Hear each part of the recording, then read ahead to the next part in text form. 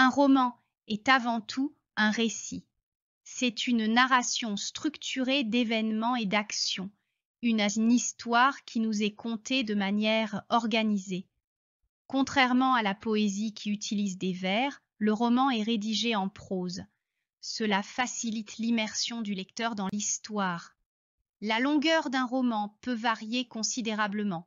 Pour vous donner un ordre d'idée, certains romans font 100 pages, d'autres en contiennent 3000. Un élément clé du roman est qu'il met en scène des personnages. Ces personnages sont introduits, développés et évoluent au fil de l'histoire, offrant au lecteur une plongée profonde dans leur vie, leurs pensées et leurs émotions. Le roman est aussi constitué d'une série d'événements qui forment l'intrigue. L'action du roman peut se dérouler dans divers lieux, qu'ils soient réels ou imaginaires. Ces lieux contribuent grandement à l'atmosphère et au développement de l'histoire. Voyons maintenant les différents types de romans, en commençant par le roman épistolaire. Ce type de roman se présente sous forme de correspondance. Un exemple classique est Les liaisons dangereuses de Pierre Choderlos de Laclos. Ce roman raconte les machinations de la marquise de Merteuil et du vicomte de Valmont, qui utilisent des lettres pour manipuler et séduire. Le format épistolaire permet de dévoiler les intrigues et les pensées secrètes des personnages, offrant une exploration intime de leurs sentiments et motivations. Passons au roman historique, qui se déroule dans une époque précise du passé. Ce genre mélange souvent des personnages et des événements réels avec de la fiction. Un excellent exemple est Les Rois maudits de Maurice Druon. Ce roman plonge le lecteur dans les intrigues et les guerres de succession de la dynastie des Capétiens en France. Il mêle habilement des personnages historiques réels et des événements authentiques, transportant le lecteur dans une autre époque.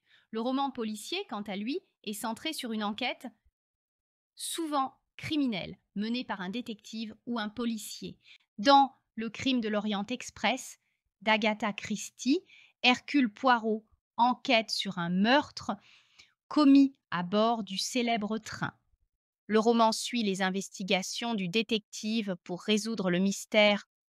Ensuite, le roman de science-fiction explore des thèmes technologiques ou scientifiques, souvent dans des mondes futuristes.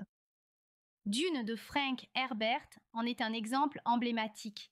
Sur la planète désertique d'Arrakis, Paul Atreides devient le leader d'un peuple et mène une rébellion. Ce roman explore des technologies avancées et des sociétés futuristes, tout en abordant des thèmes profonds et universels. Le roman d'aventure est caractérisé par des personnages qui vivent des aventures et des péripéties, souvent dans des lieux exotiques ou dangereux. L'île au trésor de Robert Louis Stevenson en est un classique. Jim Hawkins découvre une carte au trésor et part en quête du butin sur une île lointaine. Les péripéties et les aventures maritimes en font un exemple typique de ce genre, captivant le lecteur par ses rebondissements. Le roman fantastique introduit des éléments surnaturels dans un cadre réaliste, provoquant la confrontation du réel et de l'imaginaire. La peau de chagrin d'Honoré de Balzac en est un exemple. Un jeune homme acquiert une peau magique qui exauce ses vœux, mais raccourcit sa vie à chaque désir réalisé. Ce mélange de surnaturel et de réaliste crée une atmosphère de doute caractéristique du fantastique. Enfin, le roman autobiographique est celui où l'auteur raconte sa propre vie, mais en utilisant des éléments fictionnels pour embellir le récit. La promesse de l'aube de Romain Gary illustre bien ce genre. Romain Gary raconte sa jeunesse et sa relation avec sa mère, en transformant à sa guise des épisodes de sa vie réelle. Si les genres littéraires vous intéressent, je vous renvoie à ma liste de lectures dédiée à ce sujet.